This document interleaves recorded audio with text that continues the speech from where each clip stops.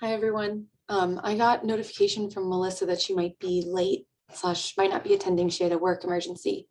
So if someone else is willing to be the acting chair, we can get started whenever you guys want. So you don't want to wait for her? She told me she was at very least going to be late and may not even be attending. So Okay. Got it. Or you want me to? You want to try it? I'll do it. I don't care. I'm happy to if you want. Okay. No, go for it then. All right.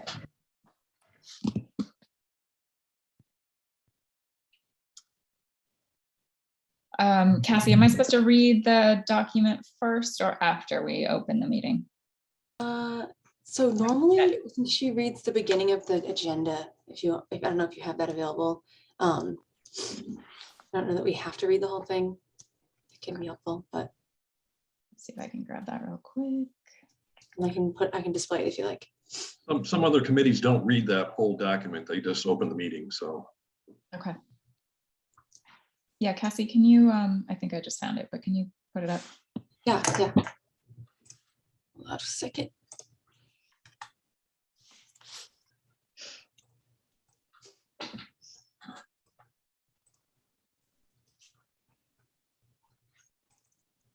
Great, thank you.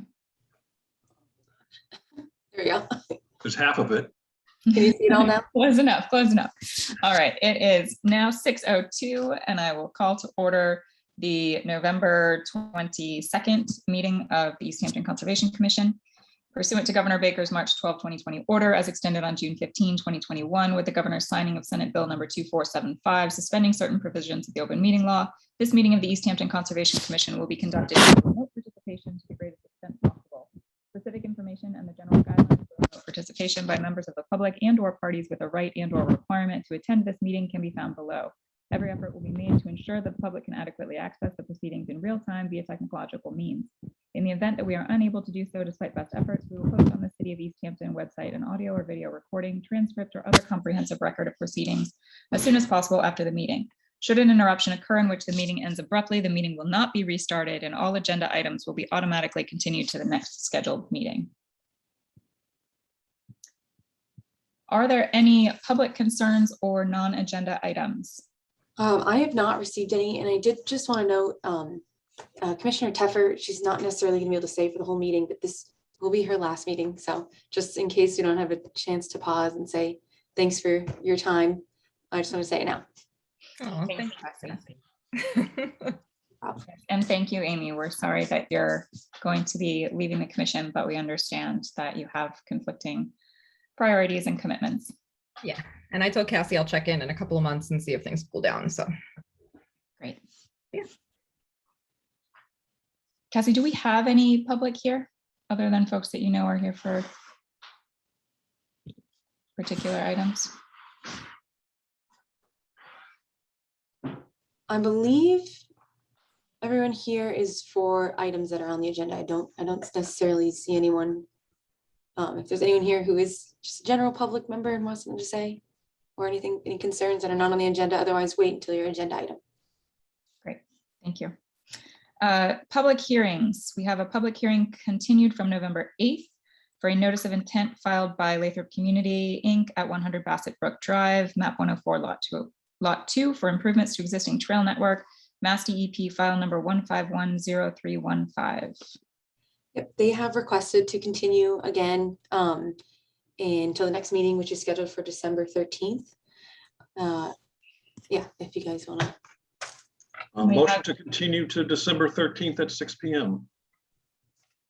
Do we have a second? Second from Second. Yeah, hand signals. Roll call vote. Commissioner August. She might be having, is she on here? She was having issues with her. Yeah, she was here, but I don't see her now. Oh, you're right. I don't see her now. Okay. Commissioner Ryan. Aye. Commissioner Buttrick. Aye. Commissioner Whittemore. Can you hear me? Aye. Commissioner Teffer. Aye. Motion passes and abstain from Commissioner August and absent with notice for Chair Cody. Mhm. Request for certificate of compliance. We have none this evening. I actually have if we can, take items out of order. I'd like to take item 7L, then 7O, and then 7R out of order to accommodate people here. Do we have a motion to do so? Motion to take 7L out of order.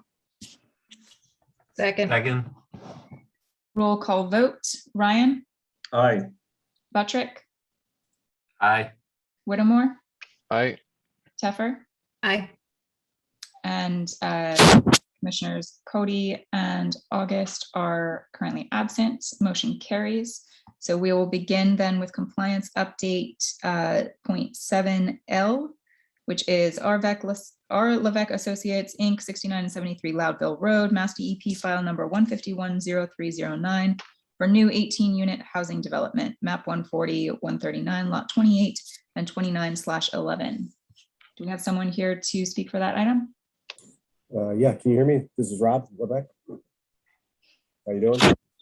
I apologize ahead of time. I actually have COVID. Thank God I'm not with you in person. I have COVID brain, more than normal, I guess. I apologize. So I'm here this evening on Zoom representing Joe Kelly and Christine Katzer, sorry, as well as Craig Othier. They are the new proponents.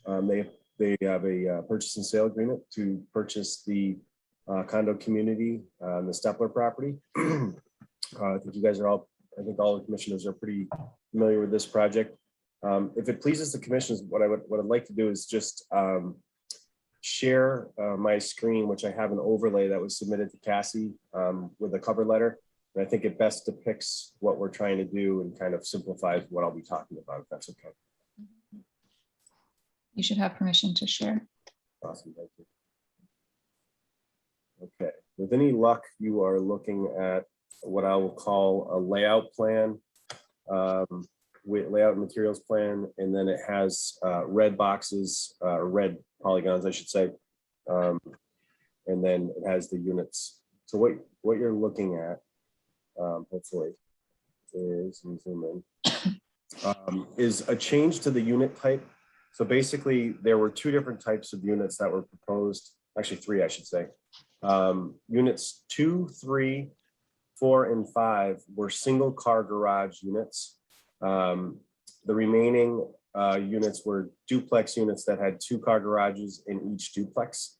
And then unit 16 had a 2-car garage, but was a single unit, standalone unit. These folks, through their experience in many other projects, a lot of which I've worked on them with, have kind of refined their approach to what sells and doesn't sell. We were lucky enough to go through the planning board process last week, at which time we asked them to amend the architectural units slightly. They're generally the same type of stick-built condo units. However, they had a slightly different footprint, and we wanted to do 2-car garages on units 2, 3, 4, and 5, and then the remainder already had 2-car garages. So that was one of the big items. Another item was that units 2 and 3 got rotated. If you look at the red outlines, the red outlines represent the footprint of the condo units before they have been changed. So the gray that you're looking at now is the proposed change. The red is where they were before. So as you go around and look at the units themselves, they're generally similar in size. We had gone through and done a bunch of calculations related to this, and we actually are reducing impervious surfaces. There's no need for changes to our stormwater system. And in many cases, if not almost all cases, we are a little bit farther away from the resource areas, specifically with units 8, 9, 12, 13, 14, and 15. Again, the red being the former footprint and the gray being the new, and those little, I'll call them little boxes that you see off the back, those are just bulkheads for the units. If you're wondering what that is on the back, we just showed those because they are an egress requirement for the units themselves. So the planning board did approve our amendment I'm sorry, they said we didn't need an amendment. They were okay without amendment. We'll be providing an as-built plan as we would with under the order of conditions. Feels straightforward to us. Wanted to make sure the commission was aware of our changes. We didn't want to go haphazardly forward without communicating this to the commission. We're hoping that this doesn't even require an amended order. And again, I guess the units that are technically in jurisdiction are really 16, 17, and 18 are in the buffer. And then again, we stayed out of the riverfront area with the remaining units, and there's no change to stormwater. So that's kind of the synopsis. Hope I made some sort of sense tonight. Thank you. Rob, can you clarify, please? Because I can see that some of the units are expanding their footprints. Where are the decreases in impervious cover that allow you to say that you have an overall reduction? The driveways changed. We were able to bring the units closer to the street. So for example, I see. The old driveways are the dashed lines. yeah, so if you see here, the red, again, the red being the former footprint. So in this case, we probably lost 10 feet of garage, and we were able to bring that right up. So now that it's at 20 feet, minimum 20 feet is kind of the minimum. We also changed the location. I apologize for not mentioning this, but we changed the location of the sidewalk to the other side of the street. Because as you'll see here, on unit 17, we wanted to maintain a minimum of 20 feet so that you could park and then have the sidewalk without somebody, leaving their car over the sidewalk if somebody's trying to walk. So when we moved the sidewalk from this side of the street to this side of the street, allowed us to bring these units forward as well. So that was a big help. So we ended it here like it was ended before, but we kept it on this side versus this side how it was originally. So a little less impervious for the sidewalk on that side. And generally speaking, that's kind of, there was quite a few areas where, and again, it wasn't a huge difference. I think there's a reduction of like 20 something hundred. Let's see where I'm not going to make any sense. Let me find that before I speak out of school. 2969 less than what was previously approved. So it's not a huge difference, but it is less based on the overall. So a little bit less sidewalk, a little less driveways, and then the unit configuration is different, but that's been taken into consideration. And just for clarification, it looks like the line you were pointing to says the aggregate net change in pervious surfaces is almost 3,000 square feet less than previously approved, but that is a typo? Hold on, what did I say? It reads the aggregate net change in pervious surfaces is approximately 3,000 square feet less than was previously approved. No, it's impervious. Okay. Impervious. Yeah, no, that's a typo. Sorry. And do you have, so there's two issues at stake with the impervious. There's the stormwater permit, and then there's the riverfront impacts. Do you have specific numbers broken down for the riverfront area? Changes? I don't think the riverfront area changed at all because of the, we didn't change the limit of work.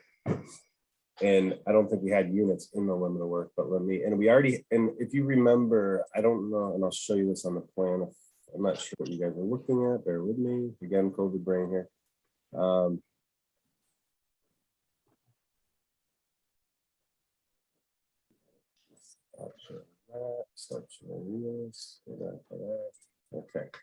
All right. With any luck, you're looking at the plan. So we didn't change the limit of work at all. And the riverfront impacts would have been, I don't think we had any. Let's see here. Here's the riverfront. And I think we avoided that intentionally. We did have buffer zone impacts, and those I haven't quantified specifically, but the internally, but the limit of work hasn't changed in any location at all. Okay. And the buffer, where is the buffer line? Let me help you. Let's see. So this is the wetland line, and here is the buffer line, which I'm losing this building a little bit, but you can see it here. And then there's, So it does look like you have newly proposed sidewalk there that would not have been there before, but that area was already being disturbed, correct? yeah, the area was already being disturbed. It was being graded, and I think that is an isolated wetland here versus the BVW, which is this one. So it has just different jurisdictional characteristics. Yes, I'm just looking at the around the circle. You've got the new sidewalk, correct? Yeah, right here. Yep. All this is so from it went from this side to this side. That's correct. And around the circle as well. Yep. Do other commissioners have questions? My question is, a lot of times we get after the fact requests to add larger decks onto the back of units.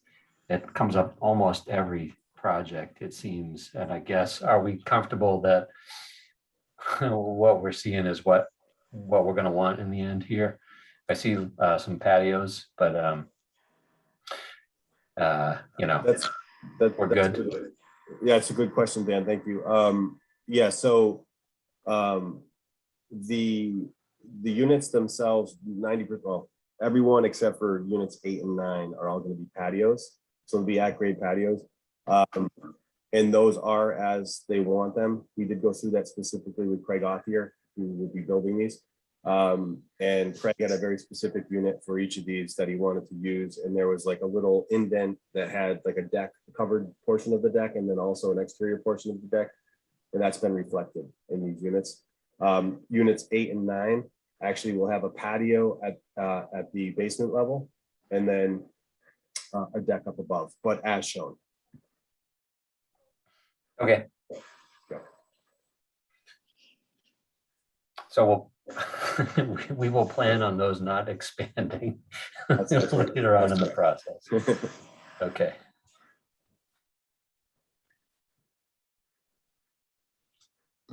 Any other questions from the commission? Hold on, just, oh, good, yeah, Deb, go ahead, we can hear you. I just wanted to make sure we made time for you. Go ahead and say what you were wondering. Thank you. I had I had a question on the mulched planting area. Where is that exactly? What is it, and what will you be putting in that area? I apologize. I'm looking at the screen and I'm not seeing specifically the label that you're talking about. Are you talking about something on the plan that I'm showing, man?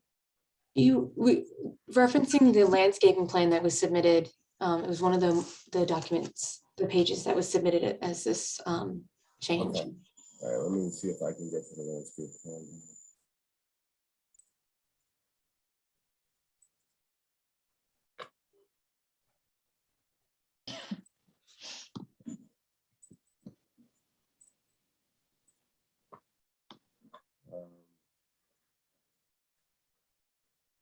Yeah, and the legend there on the top right, the last item is the mulch planting bed. I just couldn't find where that was on the plans. Oh, that's just that. So there is a little bit of foundation planting that happens. And I think they were planning on having grass. And actually, I don't want to speak out of school. I think Joe Kelly may be on. Joe, can you speak to the islands? Are you anticipating having grass in the islands at this point?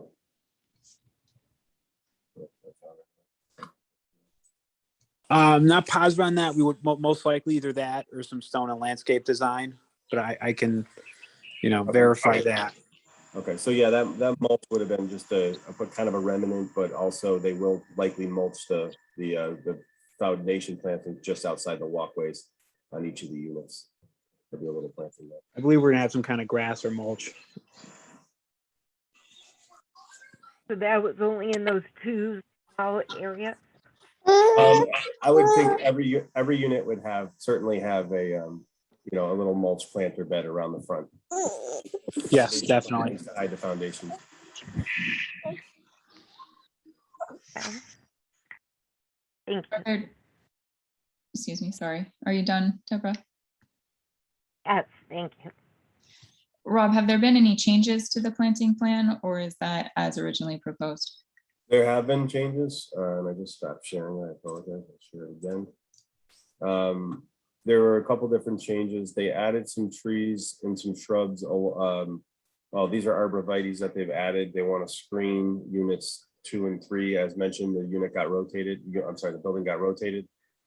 So in order to, have this be a backyard, they didn't want the backyards facing towards the cul-de-sac, kind of the way it did before. Also, it got the driveway off of the main entrance, which was also another positive. So these were added. In between the units, there was like clumps of 3, ornamental trees similar to this area that were removed and approved by the planning board because there's no windows. Some of the units do have windows on the sides, but these units do not. And the proponent felt that it was a kind of a maintenance issue between the buildings, so they asked to remove those. And then there were a few other adjustments. These pines were moved a little bit closer to the wetland, actually, to allow for the sidewalk to be located here. And there was a few other locations. I know at least here, and maybe here there was some trees removed. But as far as jurisdictional areas, I don't know that anything other than this has changed right here. And that was just a shift of these trees. And that's an upland area. Obviously we wouldn't be planting the pines if it was too soupy. Great. That's about it.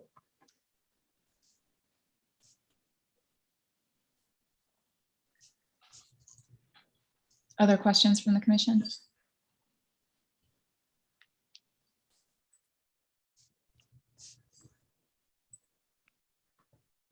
Dan, with the reduction in impervious area overall, there's no reason why we would need to revisit the stormwater permit, is there? No, I don't think so. It doesn't seem like drainage patterns are changing, so it's a slightly smaller amount of water going to the same places. Yeah. So doesn't seem like a big deal. Okay. I don't see any issue with the changes in wetland jurisdictional areas based on just the shift in footprint and no change to limit of work. Does anyone differ with that assessment? No, I'm good with it. Okay, then I think we can consider this just a minor adjustment to the existing order of conditions. Would someone care to make a motion to that effect? I'll make a motion that this is a minor change to the order of conditions for 69 and 73 Loudville Road. Do we have a second? Roll call vote. Ryan? Aye. Teffer? Aye. Whittemore? Aye. August? Aye. Buttrick? Aye. And Commissioner Cody is absent with notice. Motion passes. Thank you very much. Happy Thanksgiving, everybody. Stay healthy. Thanks, Rob. Good luck, Rob. Thanks. See you. Okay, the next item I want to take out of order was item 7O. And it's a request for the city. Motion to take item 7O out of order. Second. Roll call vote. Ryan? Aye. Whittemore?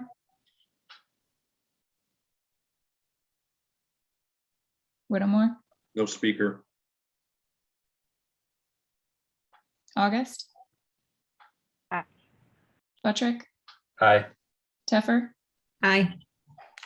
Commissioner Cody is absent and Whittemore seems to be having sound issues. Motion passes. So we'll take item 7O, City of Easthampton, DPW, Mass DEP file number 1510307 for routine maintenance activities. Map, this is citywide, so no map and lot number.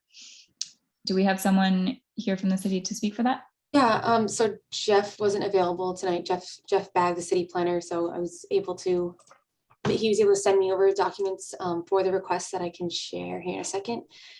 Basically, what they're looking to do is install, or what they asked the commission to determine is if the installation of these lights along the bike path is within the purview of the bundled order of conditions, specifically work category 2.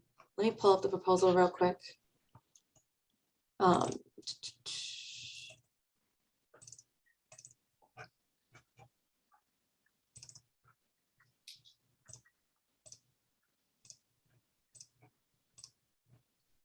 Okay, so let's see. Here's the basic proposal. It's basically from the Williston ice rink down to 50 pace, and they want to install the lights. The only area that's jurisdictional is in between the two ponds, the Williston pond and the rubber thread pond that's behind 50 Payson. Let's see. And there would be trenching involved, but the thought process is that work category 2 may be applicable because it would be installation of utility. Let me pull up the wording explicitly. And then just if it's not applicable, then if you guys think it would be an RDA or an NOI, that would be required.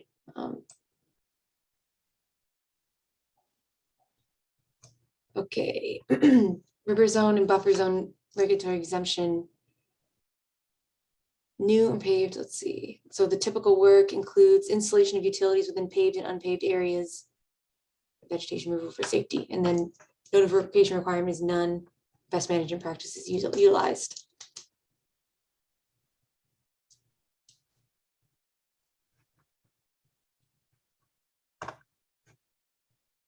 And I can show you there's actually, yeah. So category 2 is specifically for things that are exempt under the riverfront or exempt under the Wetlands Protection Act, I believe, the way it was written, correct? I think so, yeah. And so it's just making sure that you guys are in agreement that that would be exempt, and then it could be kind of put under the umbrella of this bundled work, or is further permitting required, just because it's a new structure, a new type of, not structure, excuse me, new utility for those lights. And I'm realizing I should show you this picture here. This is the area where they'd be doing the installation, and then 4 to 6 light poles. And then this is kind of a representative shot of where that would go.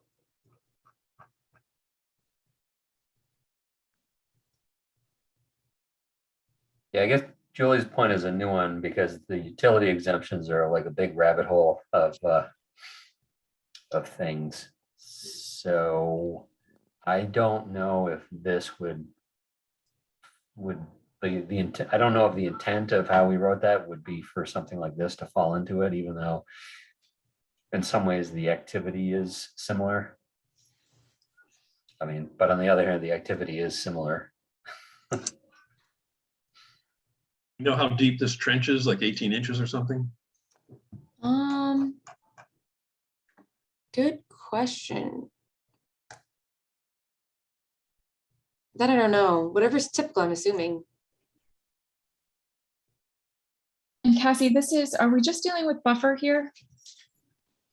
Yes, yep, buffer zone. Because there wouldn't be riverfront because we'd be more than 200 feet from the actual channel because the pond doesn't count, correct? Yep, that's correct. So I would think, I don't have the regs in front of me, and I'm not sure that it fits under the utility exemption without looking at that, but I would think that we could handle it under number 3 for certain. Okay.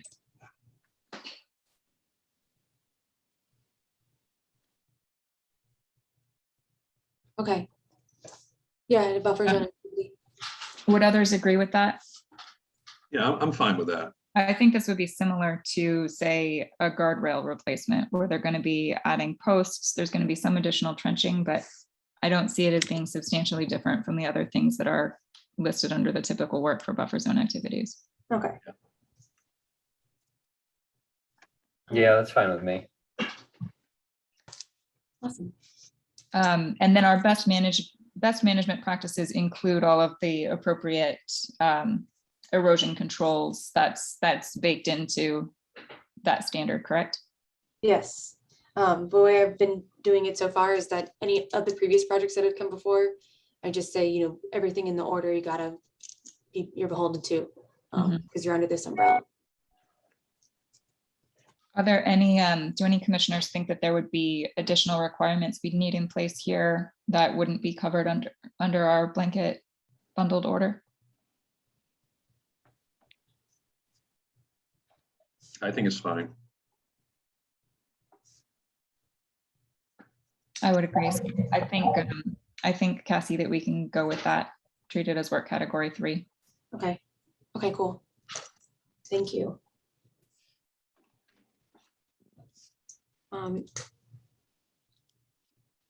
don't know if we need to make a motion to consider this project work category 3 and no further permitting required. Not sure. We should not need to because they weren't even required to notify us under the order. Cool, awesome, thank you. We should be set. Okay, then the next item is 7R. Take that one out of order. Motion to take 7R out of order. Do we have a second? Second. Roll call vote. Ryan, Aye. Whittemore, I, August, Aye. Teffer, Aye. Buttrick, Aye. and Commissioner Cody is absent with notice. Motion carries. So we will take item 7R, Beacon Solar LLC, 50 Florence Road, Mass DEP file number 151314 for the large-scale solar project at map 115, lots 2 and 5. Do we have someone here to speak for this item? Yes, there are 2 of us here this evening. I'm Brad Saunders from GEI Consultants, and the engineer of record, Andy Santa, is also with us from GEI Consultants. And I guess we're starting with where we left off Thursday afternoon when we had our site visit with members of the commission. And everybody saw what was happening there in terms of erosion and the voids that have formed. And one of the things that came out of that was how to move forward, given that the area is an emergency access, evidently for the Lathrop community. It's a secondary emergency access route in the event the primary roadway to the community is blocked in some way. And supposedly there's also a water main in there, which serves the Lathrop community in some fashion, although we're not sure where that water main is. It hasn't been located yet, and won't be located until we start digging at the crossing area to specifically identify its location.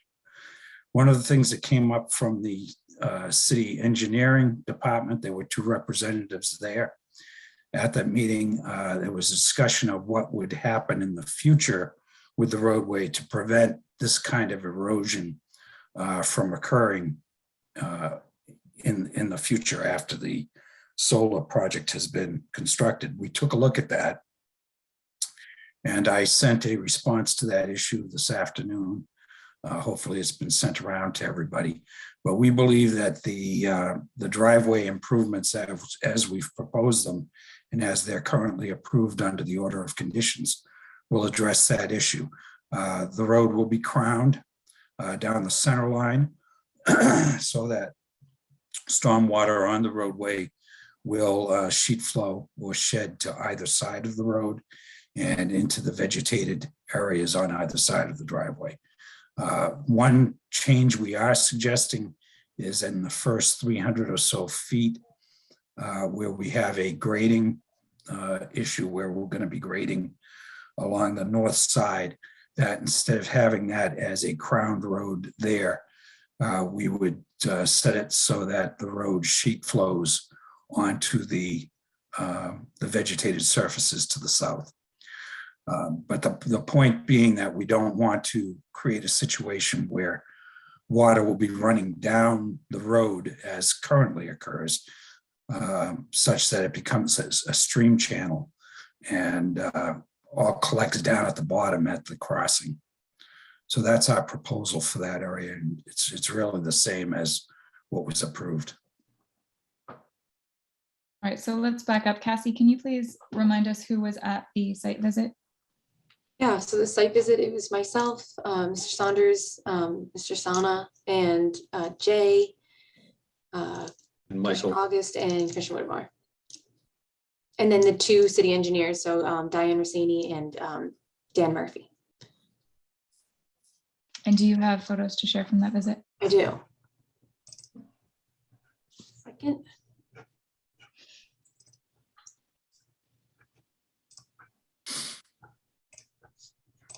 Okay, so this is looking, the culvert is behind us in this image. So there, like he was describing, the water is potentially flowing down the road towards the crossing. So this is, the culvert is behind us, and this is looking into the interior of the site. This is the area where it's failing itself kind of from above. This is looking at the side. It looks like previously this potentially has been trying to make fixes in the past. Some kind of forms were put in place. It looks like this has been a problem for a while. Somebody took concrete forms and staked them in with 2x4s. It looks like a 5-year-old repair just by the wear on the 2x4s are not pressure treated or anything. But there's a stack of the concrete forms laying nearby when we walk down, and they use some of those to try to reinforce this, but obviously it's just kind of falling over. Mhm.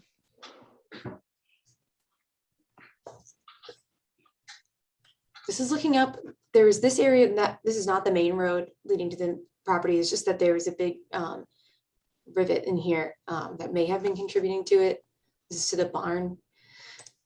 The culvert was behind us. This is looking to the exit of the property towards the main road, and you can see the evidence of water having flowed down. The culvert's behind us. This is a kind of an overview shot of the failing area. It's primarily happening over here on at the inlet side.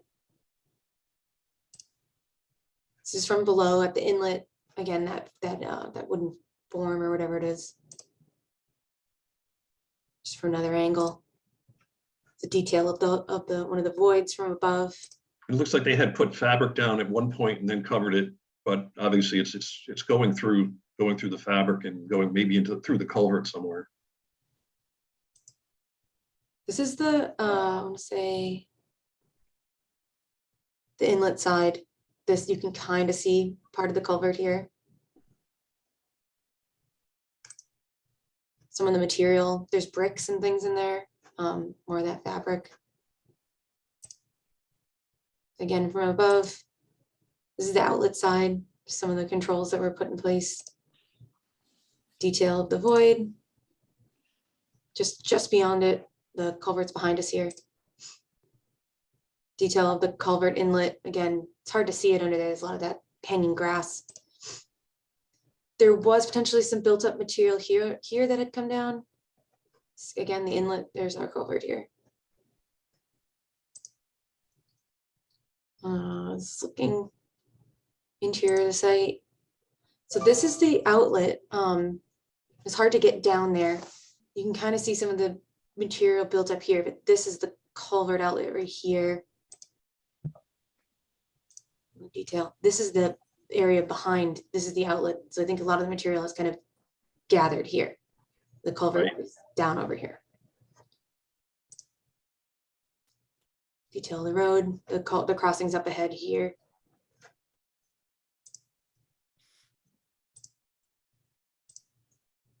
Another overview. The exit to the property is straight ahead. This is me trying to get a picture of the culvert outlet a little closer.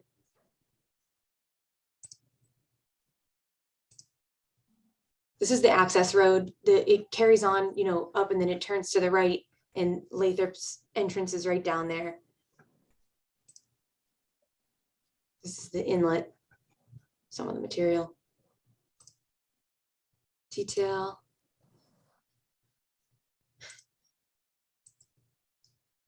Some of the more of the material on the side that maybe was, general fill. Again, from above. And that's it. That's the last picture. So it appears that the silt fence is in the same condition that it was 2 weeks ago when we talked about the fact that it was not functioning. Is there a reason why it has not been repaired in that time? Yeah, we haven't done anything on the crossing pending a decision from the commission on this. That's the erosion that you're seeing underneath the silt fabric is the same spot, the voids that have formed. And anything that we put in there right now until we resolve the real situation is just going to continue to erode there. It'll undermine that silt fabric the same way. Be that as it may, you are currently in violation of your order by having a silt fence that is clearly failed and not being addressed. Well, we haven't done any work on the site yet. That's not relevant. Well, okay. I don't know what we can say about that. This is a situation that's existing and we haven't done any work on the site yet. And we're trying to resolve the problem with this crossing. So, I mean, if we threw some dirt in there right now to cover that up and that eroded out, we'd be in violation again. Yes, I'm not looking for you to fill that. I'm looking for you to put in a new erosion control that's going to prevent further material from going down that gully and into the stream. Something should be towed in there to prevent further material from passing and collecting in the stream bed. Okay. I'm not sure how that gets done. We're proposing how to resolve the problem of the voids, which is what will resolve the issue. But in the meantime, you need to prevent continued erosion from entering the stream. Okay. And if you'd like to present ideas for how to do that, we'd be happy to hear them. But some way or other, that needs to be taken care of sooner than later.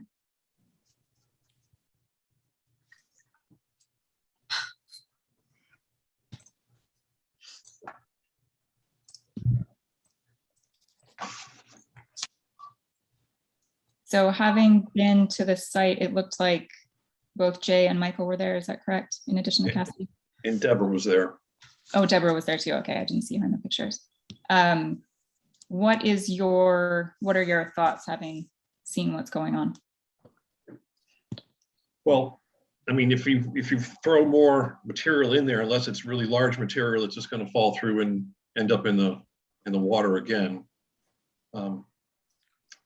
The drawing that we had that we were looking at that was originally given to us was to remove material on both sides of that culvert, correct?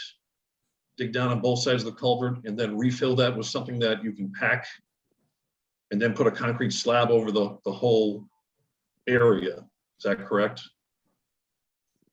Yes, that's correct. So in trying to do that repair, is there any situation where you're going to be having material get into the brook, digging that trench to get down to the culvert depth, to adding material? I mean, it seems like if you dig that culvert open, and you add material in, how are you going to keep it from falling off the sides into the brook where it's falling in now? I mean, it's a very, very narrow little crossing, which is why it's probably eroding the way it is already.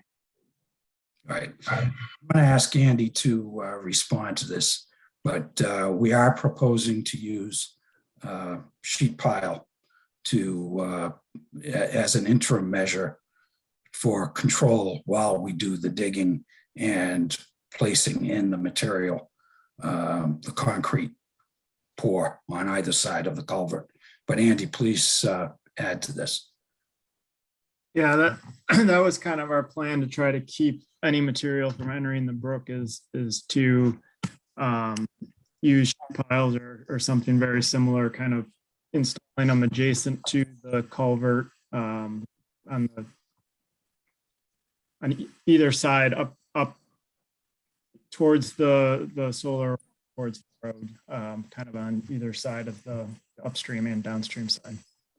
Are these piles that you would leave after you complete the repair? Just leave the piles in them, the upside and the downside, just to help maintain the area?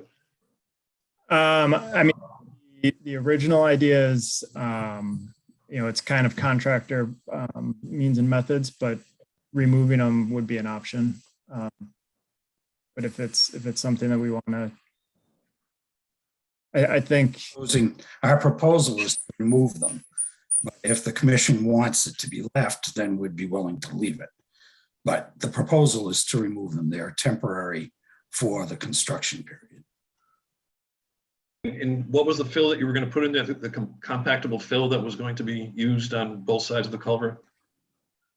so we were planning on using concrete. And within that, I'd given the contractor an option of either flowable fill or to use like 3,000 PSI concrete. He was thinking to try to, so that nothing enters the brook with, flowable fill is pretty flowable. So Right. he was thinking that, pour a very low slump concrete just so that nothing's moving. So once the culvert is exposed on both sides, all the fill would be concrete? Just from basically the top of the culvert down, that we have a good bearing surface for the slab. Okay, and then you're going to put some kind of compactable fill on top of that and then put your slab over it? Right, so it'd be, what we have is as a kind of a reinforced fill, so it'd be a geotextile kind of every foot going up, just to kind of also spread the load out, similar to what the concrete slab's going to be doing. But it also kind of holds all the material together.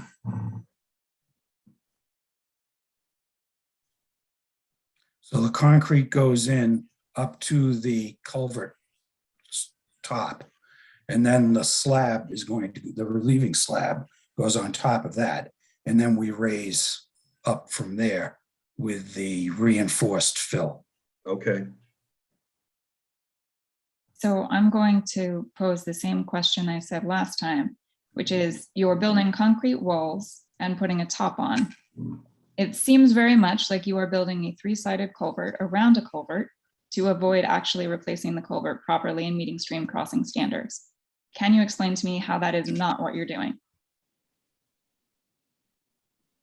It's not what we're doing. I don't know how to explain it. The only reason we're doing the concrete on 2 feet to either side of the existing culvert is because of the voids that have formed. And we don't need to replace the culvert. We're not talking about replacing the culvert. And we're certainly not doing this to avoid the stream crossing standards. We do not want to replace that culvert. It's a perfectly fine culvert. It's the areas on either side of it that are having problems. We had issues with abutters who were complaining about possible downstream flooding. The last thing we want to do is to replace that culvert because that's directly upstream from them. I don't know what else to say on it.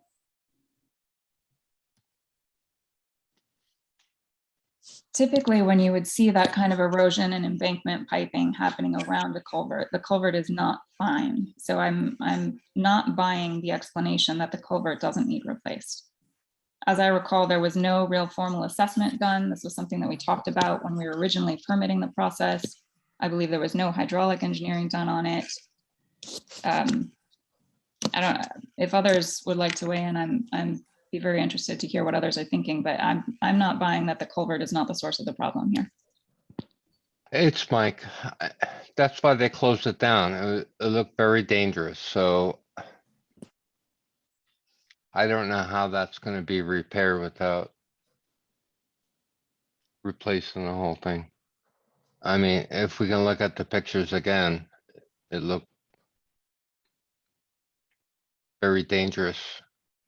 And it started with the heavy trucks coming across, so. It does look like one of those depressions, something's going through the road and through the top of the culvert.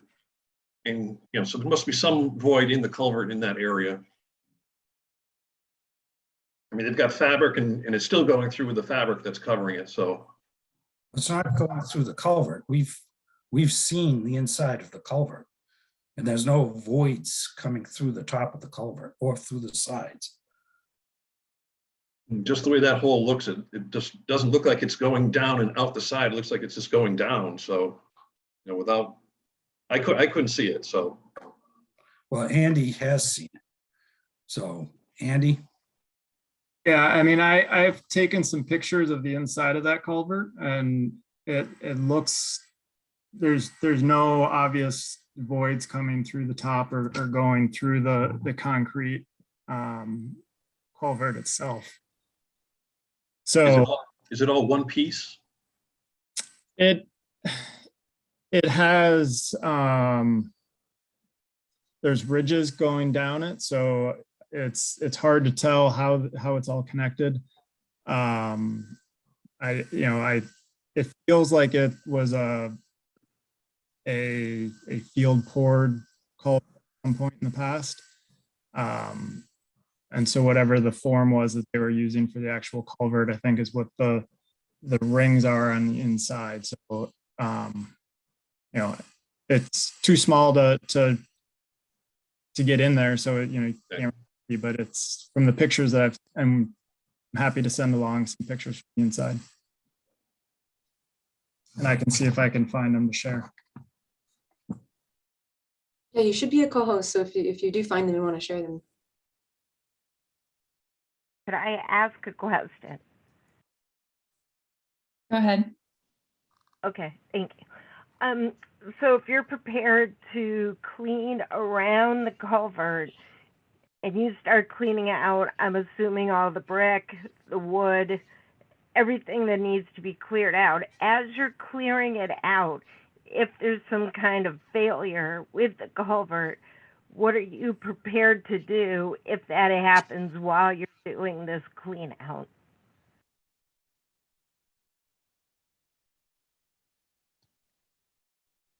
well, I don't, Andy, I'm going to pass on that one to you. I mean, I'm not expecting a failure. That's promising. Yeah. It's not good when we start out by expecting failure. I guess I don't have a specific answer for that question. Well, the work will be from the side of the roadway first, and it will establish the fill on that side so that you won't be riding over the culvert. There won't be any construction on top of the culvert other than removal of the existing fill. So I guess what I'm asking is if you have a backup plan in case there is some form of failure, so this doesn't come apart and go into the waters on either side, just for a backup.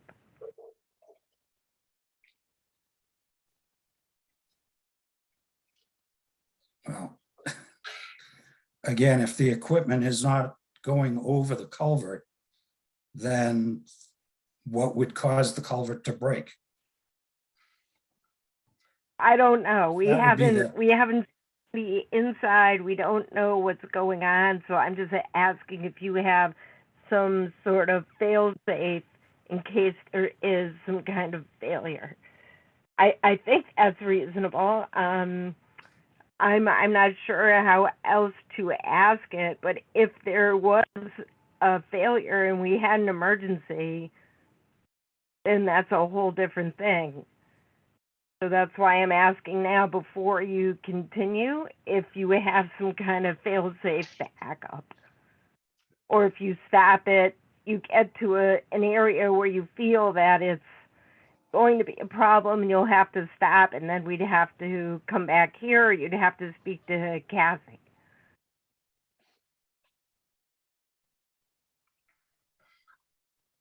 In the past, if there had been instances of sedimentation, kind of like what Deb is describing, is the commission just required, is there like a typical mitigation that is required, or not even mitigation, but like repair or restoration work for within streams that we would require? Or I would say that would vary depending on the situation. But there definitely, if this is going to be undertaken, I think at the very least, there would need to be additional controls put in place to protect the stream downstream.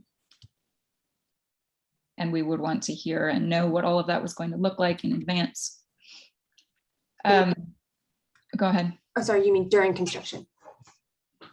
Yeah, And- prior to this taking place. I'm having a hard time articulating my own questions. So, and some of it maybe you've covered. I'm looking at the sketch, the series of 3 sketches attached to the request. And so so just to like catch me up with where you've already been. Beside the culvert, left to right on upstream and downstream side, that's where the CDF or concrete gets added, and then sheet pile driven basically serves as the formwork for that CDF or concrete, like the low slump concrete you talked about. That's correct? Yep. Okay. What on the upper part of the slope, so between the top of the culvert, top of the sheet pile, top of everything, and the road on the slopes going up to the road, what I think your sketch says that was as previously proposed. Could you remind us what that is? It says So that's a Go ahead. reinforced slope. So it's tensar. So it's got geotextile and tensar geogrid. So they're in kind of 1 foot lifts. So it'll be like a foot of gravel material, and then it'll be a tensar geogrid at every foot. And so it's a way to make the slopes a little bit steeper than kind of, you know, what you might be able to do. So like a 1-on-1 slope, and then it's wrapped so that you don't lose any of the material going out the sides, or you don't get erosion. So that's kind of like what for like a stream restoration project would be a fabric encapsulated soil lift, but it would be, you know, planted in organic materials, but biodegradable materials in that case, whereas in this case it's geosynthetic materials. Is that correct? Yeah, it's I forget if the detail had a little bit of topsoil with like grass seed on the side, I believe is what it was. So that still gets seeded over that. Yep, just so you don't have the UV hitting the fabrics and degrading it. And so what's changing is kind of like what's below the water line. Right. Or below the pipe, the top of the pipe. Correct. So I mean, I guess the question that's before us is, and right now, it's whether this is a minor field change or not. Is that correct? Yeah, just administratively to remind everyone. So basically what the question for the commission right now is it one of 3 things: a minor change in which you could approve it tonight with administrative approval? Is it warrant an amended order of conditions? Or does it warrant a new notice of intent? The policy for DEP of determining whether or not it should be an amended versus a new order of conditions is there going to be an increase in impacts to jurisdictional areas to the commission? Or is there going to be a significant change in scope or a significant decrease in the ability to meet performance standards within jurisdictional areas? So if it's decreasing performance standards or increasing impacts or changing scope, it should be a new NOI. If we can avoid those things, then an amended order could potentially be appropriate, or a minor change. So I guess are the areas where the sheets are being driven, like were those areas that were going to have been impacted in some way anyway, originally, or are They we are increasing? all- Are it's we all increasing within the bank limit impact? of disturbance line. It can be So- within. Did you hear that? You- It's you- all within the limit of disturbance line, so it is within the limit of the existing slope. But that's not the question. The question is whether the tally of impacts has actually changed, whether or not it's within the existing limit of disturbance. Well, Yes. that's what I does- said. It is within the limit of the And- existing limit of disturbance. Right. And my question is, will those particular impacts, were they already included in the square footage of impacts to the resource area? Or were those Yes. areas that are within the limit of work, but not considered in your tally? No, I believe it's considered within the tally. We would need to know that for certain. Oh, okay, Because that's part of the distinction that DEP makes, is whether the numbers for your impact areas are changing. okay. So originally, before this change, like what would these areas that are having the sheet pile with the concrete behind it, what would they have looked like following the project? Because now it's going to be like a very artificial type of treatment, whereas, Well, go ahead. the existing soil below the elevation of the top of the culvert would have remained in place, and the relieving slab would be placed on top of that. And then the driveway bed would be put in on top of that as it was originally detailed. So the thing that changes is the area between the top of the culvert and the bottom of the culvert for a distance of about 2.5 feet, 3 feet on either side, which has to be removed, and then the new concrete fill put into that spot. Yep. So I guess to me, it's not sounding like a minor field change, because the treatment of the surface that faces the resource areas will be different. But so then for me, I'm not speaking for anybody else in the commission, obviously, the question is it an amended order of conditions or a new order of conditions? Because, and I guess I'm not sure what the distinction is that we would use to make that judgment. So for an amended order, basically the process that would happen is if you guys determine that it requires an amended order of conditions, meaning that it's not going to increase impacts to jurisdictional areas, and it's not going to decrease the ability of the project to meet the performance standards, and it's not a change in scope, you can say amended. And then the process then is that they will return to another meeting after submitting the plan to DEP, sending out about notifications and putting out a legal ad. It's basically kind of like reopening the hearing for the original order. And then you guys would kind of go over this again and like make sure that that still is the case. Maybe you have requested additional information or, whatever. And then you guys would decide to either issue an amended order or not. If you require a new NOI, basically they'd have to come get a certificate of compliance, basically what we just did recently, get a certificate of compliance for the existing order, submit a new order of conditions, all that. If the third option is if you don't think that this warrants an amended order, it would be a new one. They can attempt to rework the plan and propose another change that may not require a new order. That's kind of the options available to you all. Like if you say this proposal requires a new order, they can say, well, we don't want to do that. We're going to come back with another plan. Or those are kind of the two things. But unless you find it's amended is appropriate, then you can carry on with the amended. And so an amended order cannot approve an increase in impacts, but it sounds like we're not being asked to increase. We're not being asked for an increase in impacts. We're being asked for a change in like a treatment. I can sympathize with the pickle that the applicant is in, having been in such pickles myself in the past, having downstream abutters that are concerned about changing flows and unforeseen conditions, deteriorated infrastructure that's really difficult to replace from a permitting perspective, because,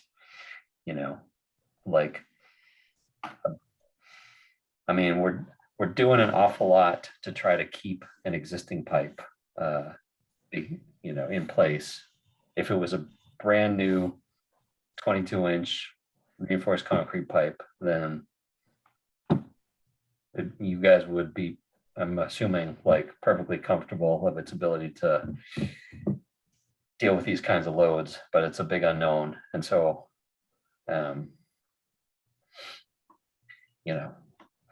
I can sympathize But I guess to me, it seems like an amended order is the way to go.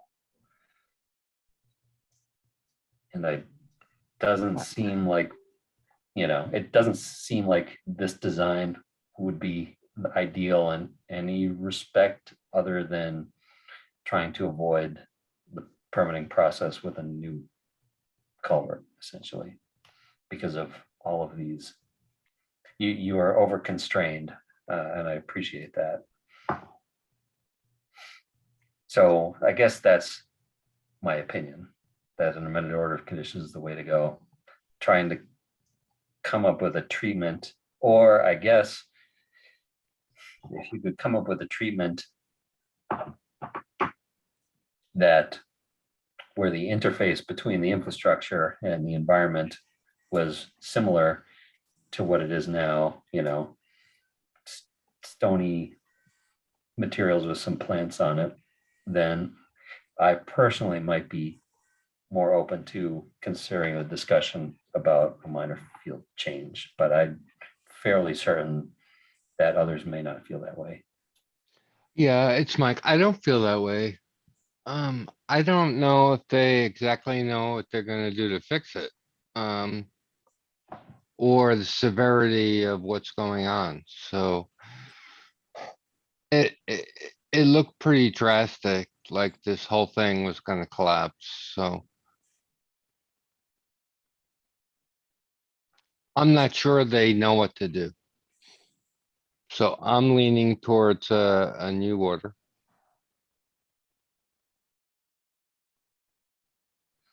Does anyone on the commission feel that this should be approved as a minor modification? No, I think we should head towards the amended to have a better plan.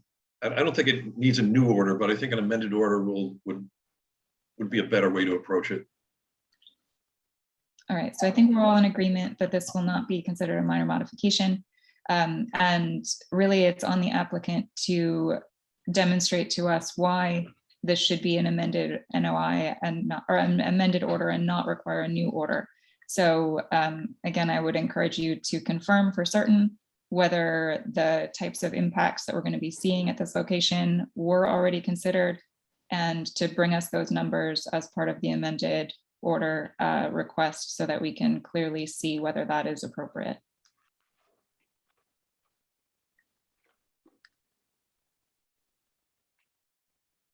Are there any questions? So yes, I do have some questions. So you're asking us to submit a request for an amended order with specific changes in area of impact to result from what we're proposing to do, and come back to you in 2 weeks with that. I think what Julie's saying is that there's disagreement between the commission members as to what we want. So it's up to you to navigate your way through that situation. And ultimately it is the applicant's responsibility. So I would, either process requires Okay, a fair amount of work on your part. Just let me say one thing for clarification. Okay, if we replace that culvert with another culvert, we can guarantee there will be impacts to the resource area, temporary during construction, but there's a guarantee that there will be impacts to the resource area. You can't replace that existing culvert without having some temporary impact to the resource area. And based on what we've heard this evening, any increase in impact to the resource area, temporary or permanent, requires a new notice of intent. Am I correct in understanding that? That is correct. Okay. So the only way we can do this as an amended order is essentially proposing what we're proposing, provide you with the additional information in terms of area of impact, which will all be to the buffer zone because we're not proposing any impact to the resource area to do this work. We feel confident that it can be done the way we're proposing, but that's the only way it can be done without doing some disturbance to the resource area. And I think it's important that the commission as well as we, for the applicant, understand that that's the reality. So if it's going to be, we are going to require you to replace that existing culvert, then you're telling us we're going to require you to file a new notice of intent. And I think that's, in fairness, we need to know that. We really can't make any sort of determination or promise outside of an actual hearing. So we've decided this is not a minor modification, and the only way forward now is to reopen that hearing either through an amended order or through a new filing.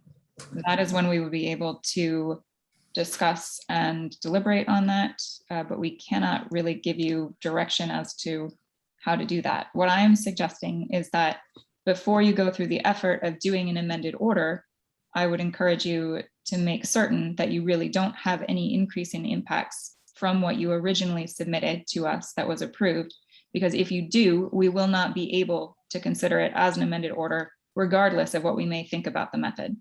So that would be my first recommended step, is to make sure that you've confirmed those numbers against the WPA and what was submitted originally. Okay. I was not aware that there could be no change in impact to buffer zone. I understand. I honestly don't There can be know. I no can't change in remember off the impact top to of my head. resource area.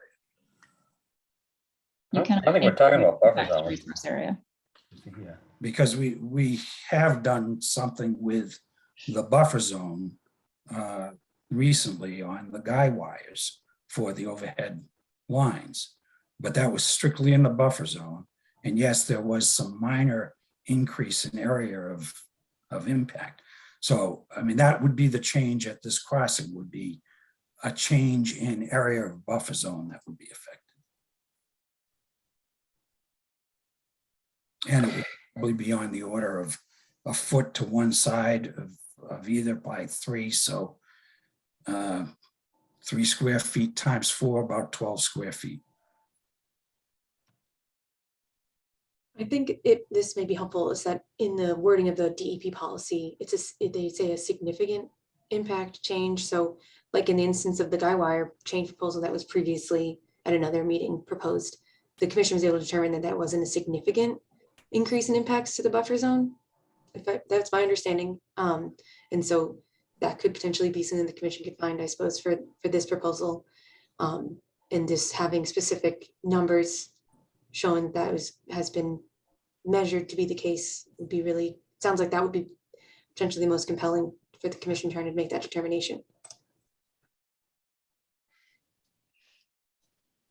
Yeah, I mean, so the tests that I'm applying are any resource area impact increase is, I guess, a new order of conditions.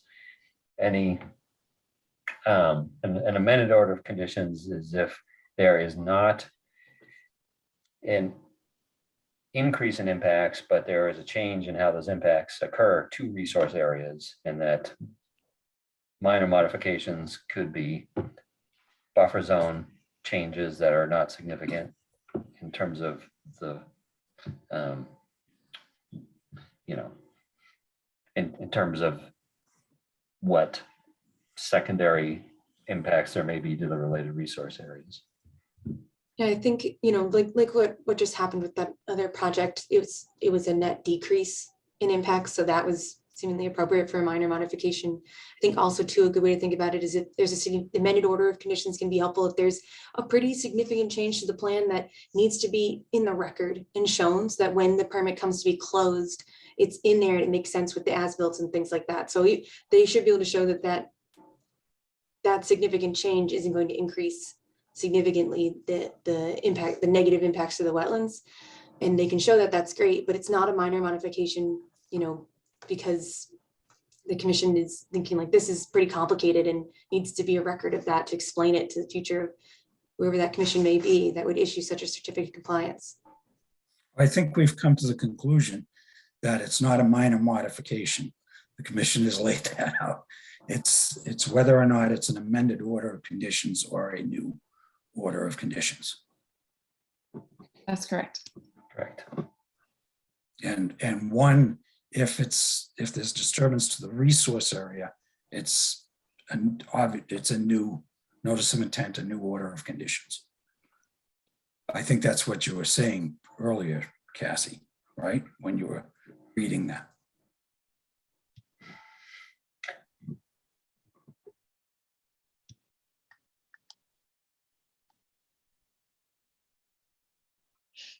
Can we answer anything else for you this evening? No, I think that's it. All right. Then we will look forward to hearing more from you when you decide how to approach this.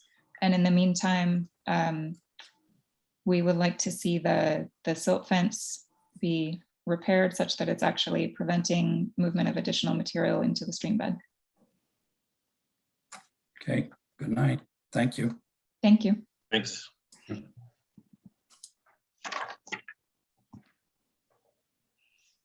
Cassie, are we back to agenda order? Yes, that is correct. I think we're on enforcement items, I think. Do we have an update for any of the enforcement action? So my main update, unfortunately, I haven't taken too much additional action. That what I might plan to do is reach out, because the issue, right, is that our previous methods of communication with them have since failed. And I'm trying to figure out what the new line of communication will be. What I plan to do is reach out to the assessor and ask them where potentially, if any, bills are getting sent to and if they're getting paid. So that means that is a true line of communication. They surely are receiving those if the bills are getting paid. And so that's where I plan to send my new letter. And then if that fails, I'll send it certified return receipt. If it doesn't get delivered or, I don't get the return receipt back, then my plan is to deliver it by hand myself to the business. Because I don't know where the property owner's listed property is, but I do know where the business is. And when I initially, the very first contact for this issue was I just called there. And since then, the appropriate action is to reach out to the property owner, but that means did work because I think it's kind of a partnership that manages it. So they are talking to each other. It's not just totally freely rented from the property owner. So I would like to try to do it, through the property owner first. And then if that fails, I'd like to just physically go there and give them the letter and talk to them. Yeah, I just wanted to make sure, does that sound like a good plan to everyone? Does that make sense? And then, yeah, I'll carry on trying to get the information, but. That sounds That perfect. sounds good. Thank you. Open space updates. Cassie, anything to report on Echo Dale or the Lathrop community? I don't have anything for Echo Dale unless Jay does, but it's been rainy, so I don't think you've been able to get out there. No, I'm just, everything is in pretty good shape. So after Thanksgiving, most of the leaves are off everything. So there's less things to mow and you can see what you're doing. And so, yeah, between Thanksgiving and Christmas, we should be able to take care of it. Sweet. Sounds good. Compliance updates. Cassie, do you want to, rather than go through all of these, do you want to just tell me which ones you have updates on that we haven't covered? Yeah, the only one, actually, I don't have any. I did a site visit to the school recently because they had, after that really significant rain event, had to readjust the turbidity curtain. Can't remember, did I talk about this at the last meeting or no? I think not. No. I'm familiar. Okay, there was a significant rain event the weekend of the 15th of this month. I'll probably remember it was a lot of rain at once. The turbidity curtain was working, but the amount of water that built up inside of it it was attached to the guardrail and the guardrail got slightly dislodged.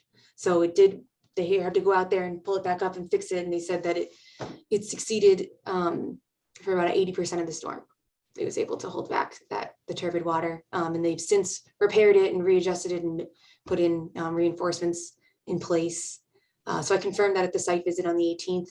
And then also just kind of did a walkthrough generally before the winter time comes, though they will be continuing work through the winter. They're not going to leave the site. I got a report today also showing that some of those changes I made some suggestions, fixing some silt fencing and just kind of cleaning out catch basins and things like that. So they sent a report today talking about confirming that happened. Other than that, I don't have any other project updates. The projects I'm supposed to be getting reports from, I'm getting them, so nothing else to report. They do have the general business next, though. Okay. And no one else has any updates on open projects, do you? Okay, excellent. General business, the meeting minutes for October 25th and November 8th. Do we have the correct quorum to address either of those? Good question. Let me double check. So for the 25th, we may just, hold on. The attendees of the meeting of the 25th were Jay, Julie, Michael, and Deb. So if you all want to vote on it, you can vote. Motion to approve the minutes from October 25th. Second. Do we have a second roll call vote? Ryan, Aye. Whittemore? Aye. Buttrick, He can't Abstain. abstain, yeah. Abstain. August?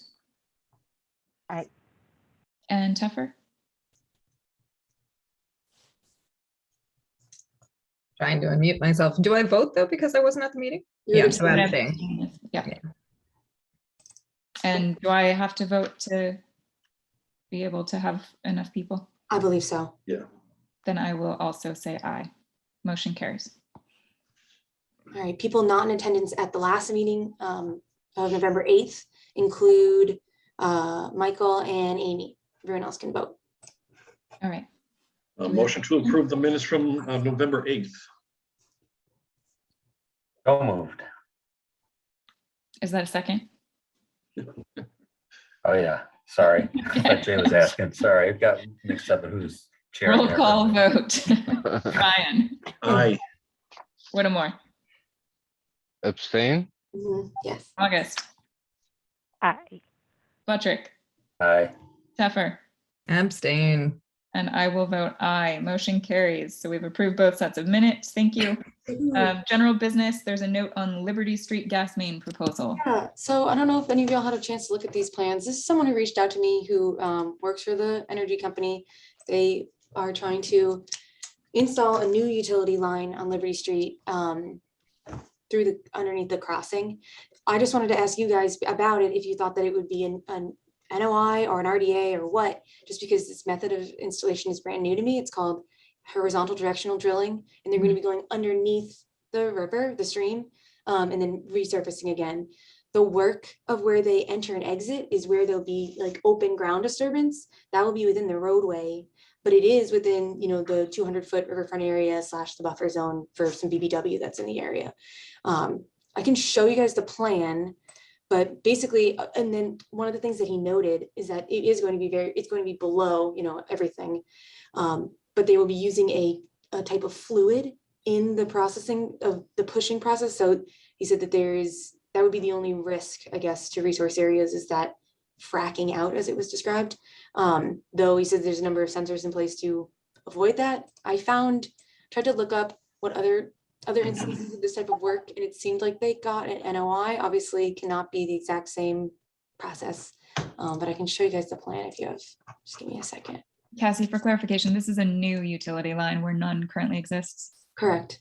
and therefore it does not fall under the exemptions. Is that correct? That was my understanding, and I was hoping to confirm with you guys, but yeah, That's my recollection, and I was seeing some other folks nodding. okay, cool.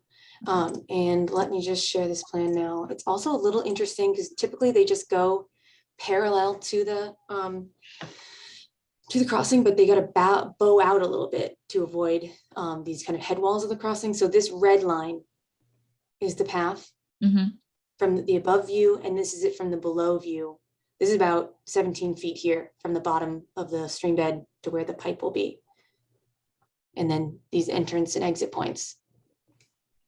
You can see them here in the roadway.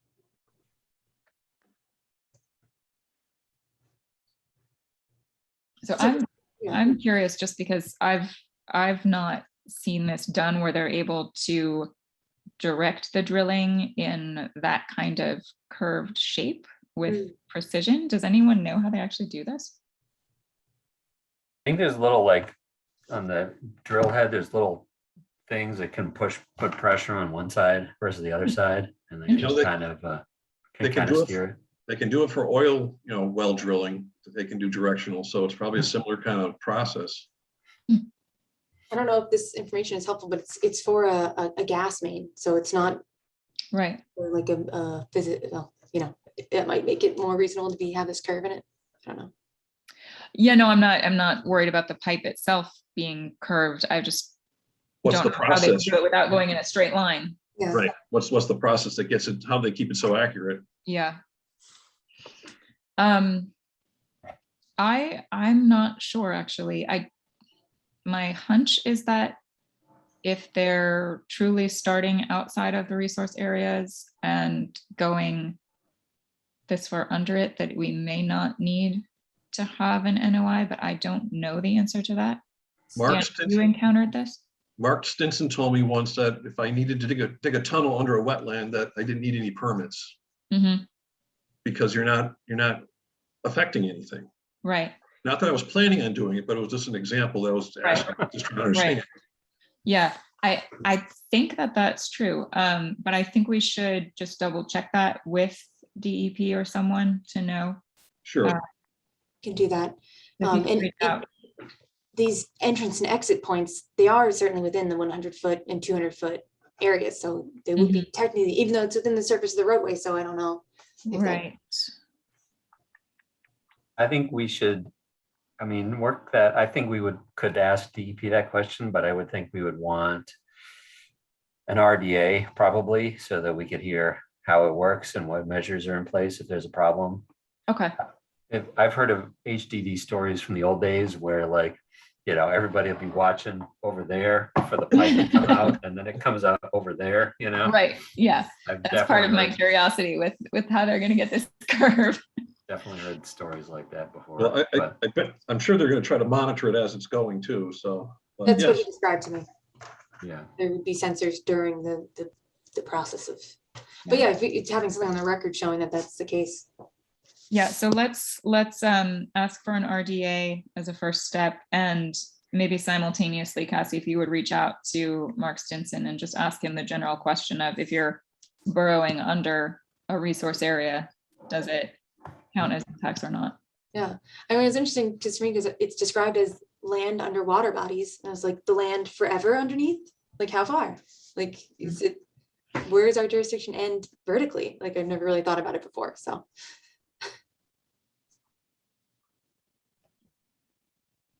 But if it's not gonna impact, the functions and values of the wetland, that would make sense to me. Well, it'll be fun to see how the drilling works. He did send me like a CGI video of like a huge project. that These would- guys are smart.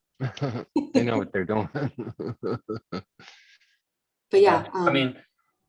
I would think we could get DEP to answer a question before we said, do an RDA first, just so we didn't waste their time if we decided maybe it should be an NOI.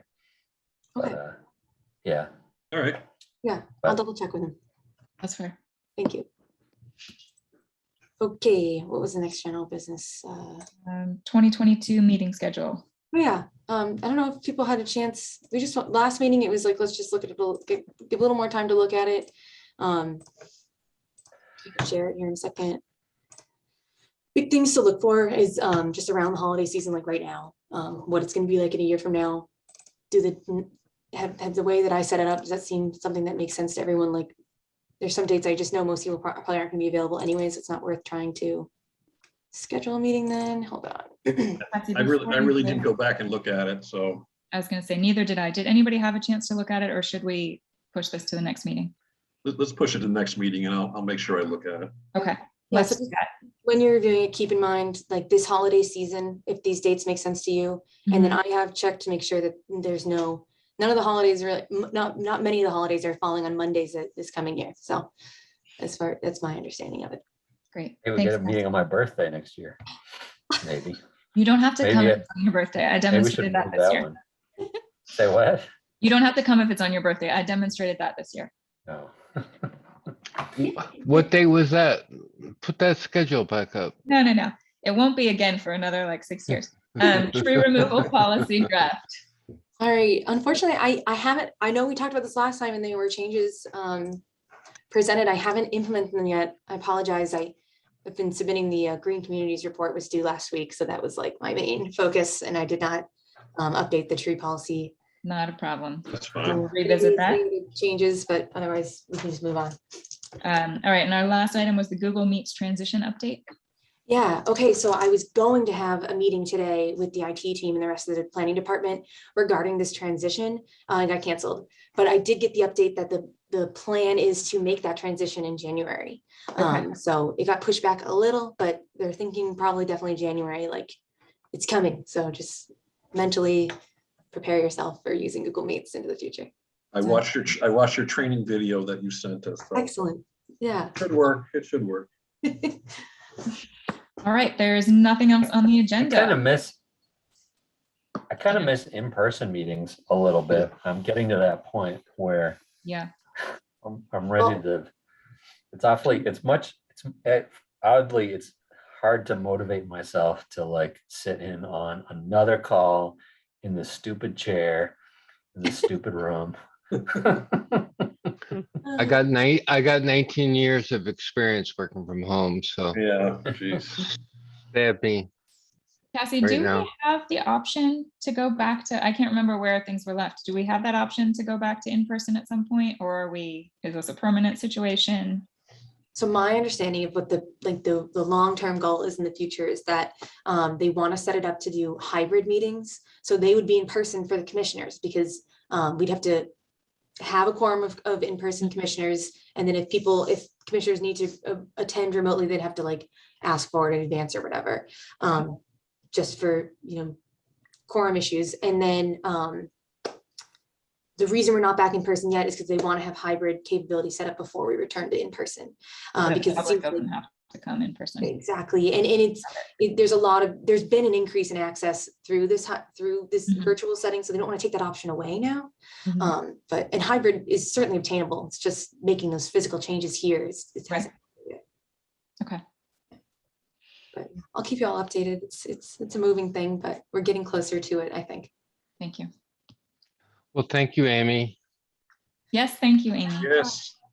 Thank you Nope. guys. And I'll Nope. check in next year. I'm Yeah. taking on like a teaching obligation and something else. And I was like, oh boy, I'm already overwhelmed. This is gonna get bad. Yep, don't forget about us. Oh, I won't. I live here, so how can I? Well, I appreciate it. You all do a lot of work, so it's obviously not a small thing to add to one's schedule. So yeah, I appreciate all the work you guys do. No, it's in good hands. I feel I good mean, about it. like opening stuff up 5 minutes before the meeting and not showing up to any site visits anymore is a lot of work. And this is still being recorded. I think it's a lot of work. You guys bring a lot of expertise to it, and these meetings can take hours. Remember when the meetings are taking 5 hours long? Like, it's no joke. So it's no joke. All right, speaking of meetings taking hours, do we have a motion to adjourn? I'll make a motion first. Motion to adjourn. Do we have a second? Roll call vote. Second. Ryan, There you go. Let her have the second. Let me have the second. That's right. Ryan, Aye. Whittemore, All right. August. Aye. Buttrick, Hold on. Aye. Teffer. Aye. Motion carries. It is 7:34 and I am adjourning the November 22nd meeting of the Easthampton Conservation Commission. Thank you, everybody. Have a good night. Thank you, Bye, everyone. Happy guys. Thanksgiving. Happy Thanks, Thanks, Thanksgiving. everyone. Have a good holiday. You too. Amy. Bye. Gobble, gobble. Thanks. Bye.